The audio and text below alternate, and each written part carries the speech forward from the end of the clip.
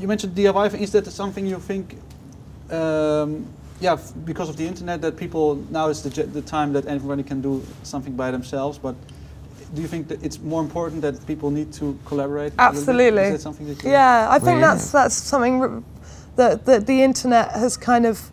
It's different because you could do it all by yourself because of the internet, but I think it's suddenly opened up this whole world, places like Twitter, where you're just, you know, open to a whole world of possibilities of all these amazing people doing these wonderful things. And it's enabled people, basically. Exactly. Before it was this unknown what goes on behind the industry, and now it's, well, this is exactly what goes on, and to be honest, you can do a lot of it yourself. Having said that, there's that only gets you so far, I think, and so it's still worth. You know, we're obviously signed with World Connection, who that has just kind of lifted the possibilities of what we can do.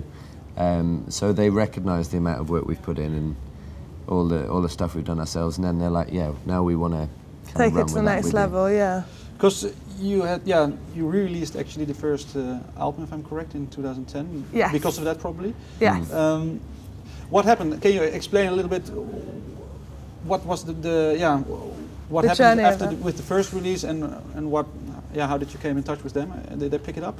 Well, so when we first brought out We're All in This Together, it was on my label, Gift of the Gab Records, which I started up in 2007 because I never wanted to just be sitting around and waiting for a label to say, okay, now you can do an album.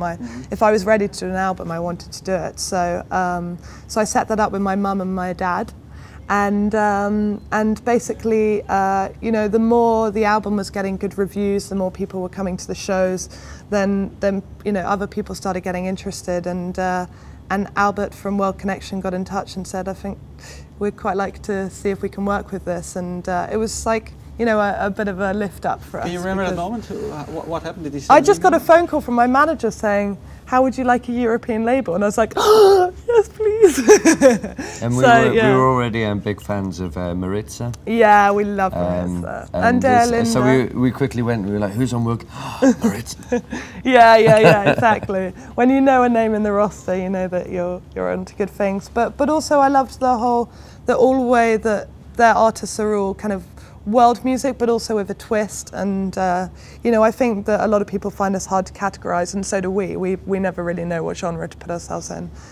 So to become part of a label that has already quite a kind of blurred line was really interesting for us, because I had no kind of desire to be with the really major labels that would just want to put me in a mini skirt and make me do pop songs. That was never an option for me. No, never an option for me. So to have a label that was actually like, we like what you're doing, we don't want to change it, we just want to help you, it was amazing for us. Have you ever felt that a little bit, that people were expecting things that you did want to deliver?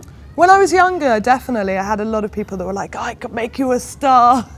You just need to put out this song, we'll make it a pop hit, and you know, it's.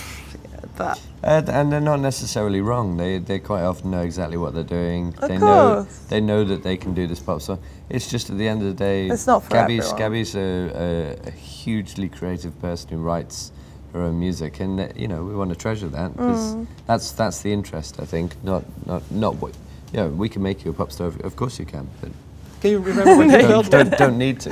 You couldn't. But also, I have such a control over. You know, I really want to have control. I don't want to feel like decisions are being made for me that I'm not part of, because you know, that doesn't seem to make any sense to my whole ethos, my whole life, and also the whole band and everything. So you know, that was kind of a major reason why I wasn't interested in being part of a machine. I wanted to wait until a label came along that just wanted to, you know, support us, basically.